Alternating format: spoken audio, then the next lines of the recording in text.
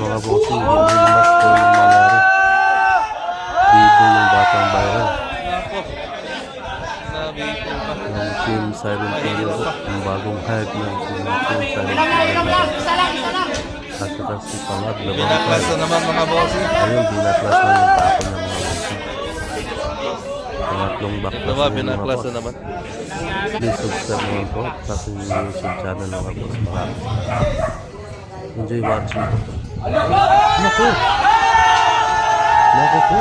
Anong nangyari sa pila niya? Mahiwag po. Baklas na ako. Mas mahiwag. Baklas na ako. Ayun. Pangatlong baklas na yan mga bossing. Baklas na ako. Pangatlo na. Pangatlong baklas na yan. Ano? Ano? Pilipinas na. Philippine Vampire. Ikatlong beses na binaklas. Nakatira pa ng panalo. Ano? Inumot ang tubig. Pinasa lang yung lari. Grabe yung pressure talaga bossing mo sa decision game. Grabe yung pressure. Ito na. Ano? Panalo. Si Kinkin. Decision game po po. Hindi match po. Parehas po yung lari.